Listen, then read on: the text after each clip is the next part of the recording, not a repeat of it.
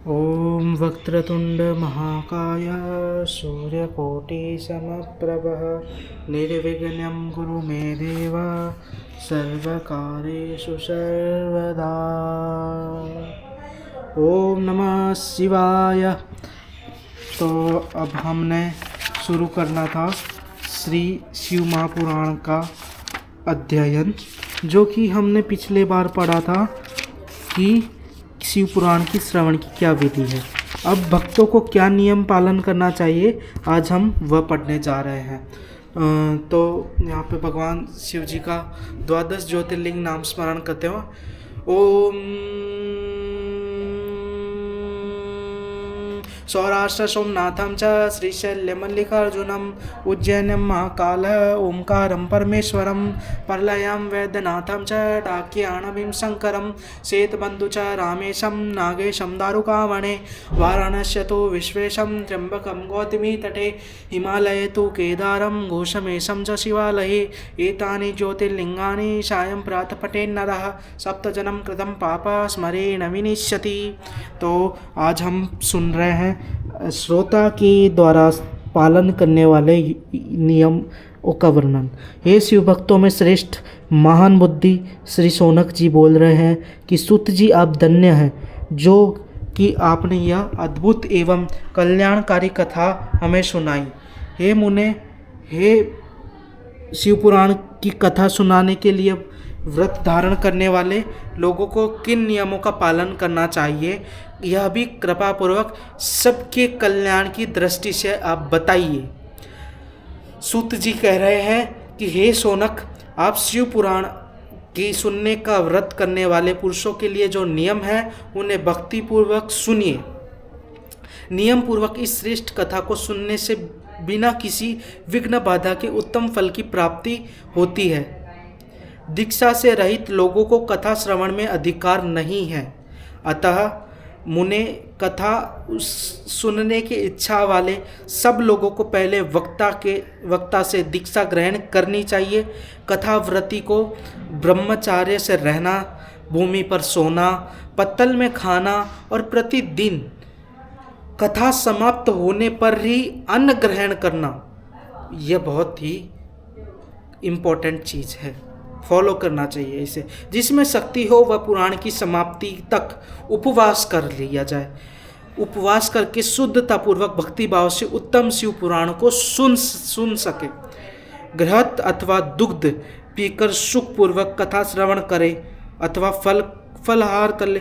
भाई जो शक्ति के अनुसार घृत या तो दूध पे फल वो भक्ति पूर्वक एक तरीके से शिव पुराण सुन सकता है, अथवा फल आहार करके अथवा एक ही समय भोजन करके इसे सुनना चाहिए।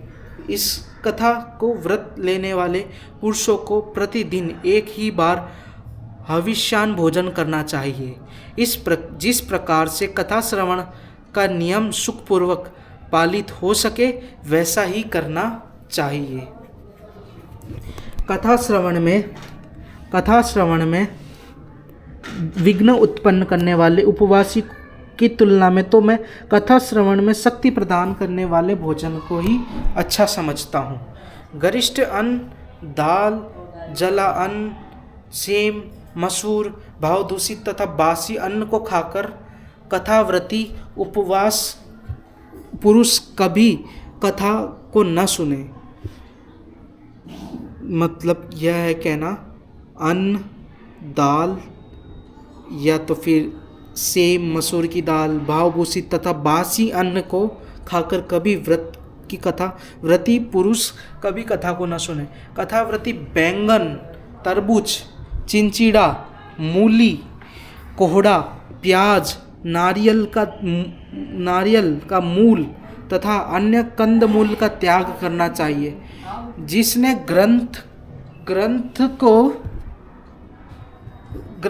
कथा का व्रत ले रखा हो वह पुरुष प्याज, लहसुन, हींग, गाजर, मादक वस्तु तथा आमिष कही जाने वाली वस्तुओं को त्याग दे। कथा का व्रत लेने वाले जो पुरुष हो उसे काम, क्रोध आदि 6 विकारों से ब्राह्मणों की निंदा तथा पवित्रता और साधु संतों की निंदा का त्याग कर देना चाहिए। कथा श्रवण का व्रत धारण करने वाले व्यक्ति को रजस्वला स्त्री को न देखकर पतित मनुष्य को कथा की बात न सुनाए। ब्राह्मण से द्वेष रखने वाले और वेद बहिष्कृत मनुष्य को साथ संभाषण न करे। कथाव्रती पुरुष प्रतिदिन सत्य, शौच, दया, मौन, सरलता, विनय तथा मन की उदारता, इन सद्गुणों का सदा अपनाए और श्रोता निष्काम हो या सकाम वह नियम पूर्वक कथा सुने। सकाम पुरुष अपनी अभिष्ट कामनाओं को प्राप्त करता है और निष्काम पुरुष मोक्ष पा लेता है।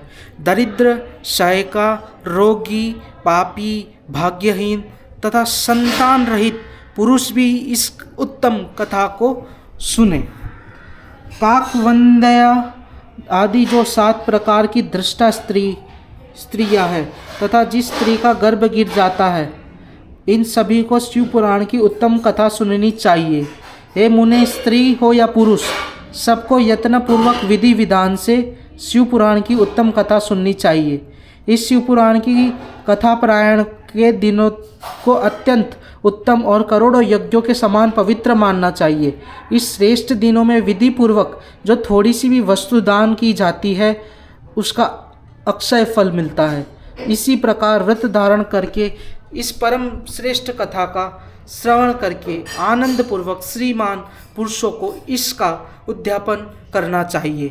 इसके उद्यापन की विधि शिव चतुर्थदर्शी को उद्यापन के समान है। अतः यहाँ बताए गए फल की आकांक्षा वाले धनाढ्य लोगों को उसी प्रकार से उद्यापन करना चाहिए। अल्पचित्त वाले भक्तों के लिए प्रायः उद्यापन की आवश्यकता नहीं है। वे तो कथा श्रवण मात्र से ही पवित्र हो जाते हैं। शिवजी को निष्काम भक्त तो शिव स्वरूप ही होते हैं। हे महर्षि, इस प्रकार शिव पुराण की कथा के पाठ का एवं श्रवण संबंधी यज्ञोत्सवी का समाप्ति होने पर श्रोताओं को भक्ति एवं प्रयत्न पूर्वक भगवान शिव की पूजा के भांति पुराण पुस्तक भी पूजा करनी चाहिए। तदंतर विधि पूर्वक वक्ता की भी पूजन करनी चाहिए। पुस्तक का आच्छादित करने के लिए नवीन एवं सुंदर बस्ता बनाएं और उसे बांधने के लिए दृढ़ एवं दिव्य सूत्र लगाएं।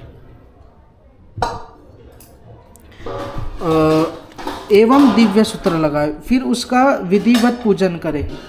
पुराण के लिए जो लोग नया वस्त्र और सूत्र देते हैं वे जन्म जन्मांतर तक भोग और ज्ञान से संपन्न होते हैं। कथावाचक को अनेक प्रकार के बहुमूल्य पदार्थ देने चाहिए और उत्तम वस्त्र, आभूषण और सुंदर पात्र आदि विशेष रूप से देने चाहिए। पुराण के आसन रूप में जो लोग कंबल, मृगचर्म, वस्त्र, चौकी, तख्ता आदि प्रदान करते हैं वे स्वर्ग प्राप्त करके यथेच्छ सुखों का उपभोग कर पुनः कल्प पर्यंत ब्रह्मलोक में रहकर अंत में शिवलोक प्राप्त करते हैं। ओम नमः शिवाय। मुनिश्रेष्ठ, इस प्रकार महान उत्सव के साथ पुस्तक और वक्ता की विधिवत पूजा करके वक्ता की सहायता के लिए स्थापित किए गए पंडित का भी उसी के आसन पर उससे कुछ ही कम धन आदि के द्वारा सत्कार करें। वहाँ आए हुए ब्राह्मणों को अन्न, धन आदि का दान करें। साथ ही गीत, वाद और नृत्य आदि के द्वारा महान उत्सव करें। पशु बुद्धि रखने वाले होंगे, माता पिता से द्वेष रखेंगे तथा वे कामवश स्त्रियों का सेवा में ही लगे रहेंगे। ब्राह्मणों के लोभी रूप ग्रह के ग्रास बन जाएंगे। वेद बेचकर जीविका चलाएंगे। धन का उपार्जन करने के लिए ही विद्या का अभ्यास करेंगे। मद से मोहित हो रहेंगे। अपनी जाति के कर्म छोड़ देंगे। प्रायः दूसरों को ठगेंगे। तीनों काल की संध्योपासना से दूर रहेंगे। ब्रह्म ज्ञान की से शून्य रहेंगे। दयाहीन, अपने को पंडित मानने वाले दयाहीन, अपने को पंडित मानने वाले और अपने सदाचार व्रत से रहित, कृषि कार्य में तत्पर, क्रूर स्वभाव वाले एवं दूषित विचार वाले होंगे। समस्त क्षत्रिय भी अपने धर्म का त्याग करने वाले, कुसंगी, पापी और व्यभिचारी होंगे। यह जो कलयुग में जो होगा, यह पहले ही शिव पुराण में बता दिया गया था क्या क्या होने वाला है, तो आप इसकी महानता समझ पा रहे होंगे। कुसंगी, पापी और व्यभिचारी भी होंगे। समस्त क्षत्रिय भी अपने धर्म का त्याग करने वाले और कुसंगी, पापी और व्यभिचारी होंगे। उनमें शौर्य का अभाव होगा। वे युद्ध से विरत अर्थात रण में प्रीति न होने के भागने वाले होंगे, होने से भागने वाले होंगे। वे कुतिस्त चौर्य कर्म से जीविका चलाएंगे, शूद्रों के समान बर्ताव करेंगे और उनका चित्त काम का किंकर बना रहेगा। यहाँ पर यह बताया गया है जो मैं आपको पढ़ के बता रहा हूँ। वे शास्त्रार्थ विद्या को नहीं जानने वाले, गौ और ब्राह्मण की रक्षा न करने वाले, शरणागत की रक्षा न करने वाले तथा सदा कामिनी को खोजने में तत्पर रहेंगे। प्रजा पालन रूपी सदाचार से रहित, भोग में तत्पर, प्रजा का संहार करने वाले, दुष्ट और प्रसन्नतापूर्वक जीव हिंसा करने वाले होंगे। यह बताया गया बिल्कुल साफ स्पष्ट रूप से। वैश्य संस्कार भ्रष्ट, सर्वधर्म त्यागी, कुमार्गी, धनोपार्जन परायण तथा नाप तौल में अपनी कुतिस्थ वृत्ति का परिचय देने वाले होंगे।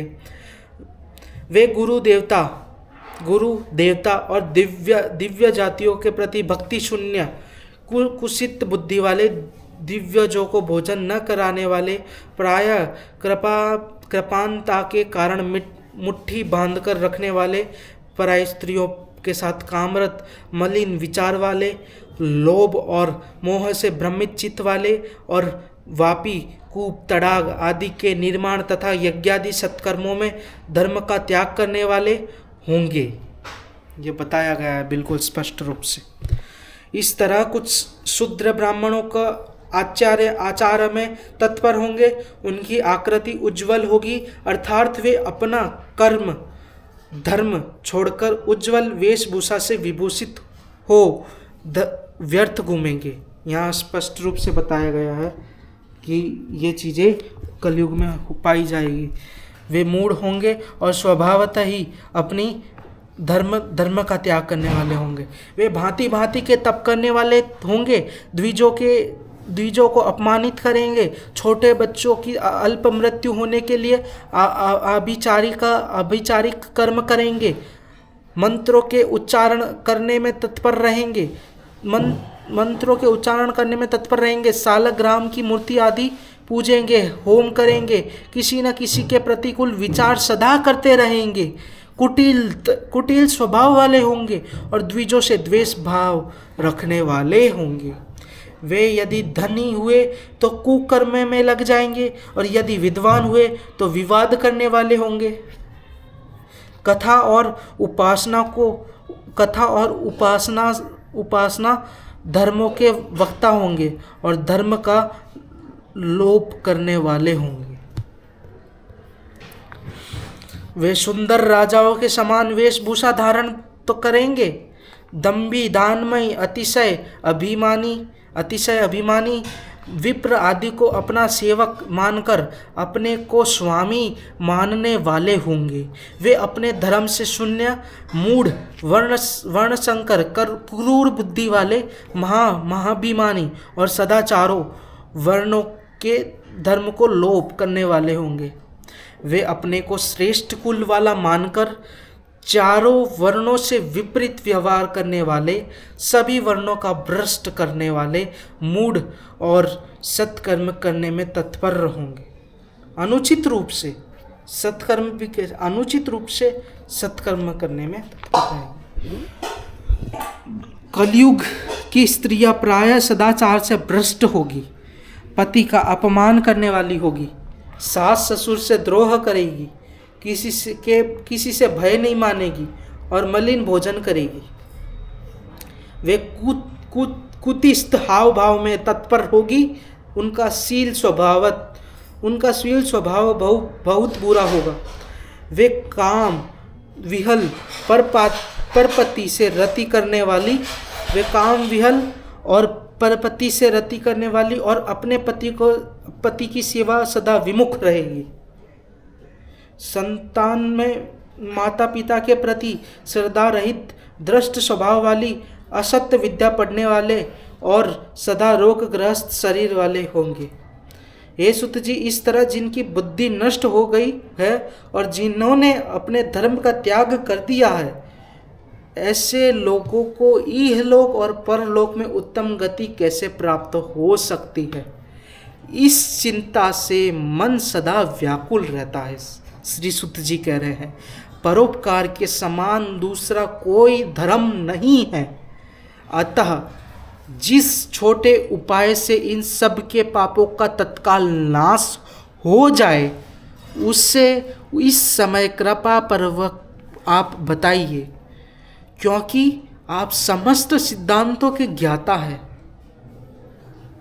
ये श्री शौनक जी विनती कर रहे हैं श्री सूत जी से।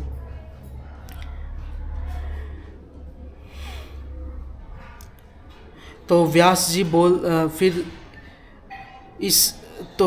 बोल रहे हैं कि उन भावित आत्मा मुनियों को यह बात सुनकर सूत जी मन ही मन भगवान शंकर का स्मरण करके उन मुनियों को इस प्रकार कहते हैं। आगे क्या कहते हैं वो अगली वीडियो में सुनते हैं।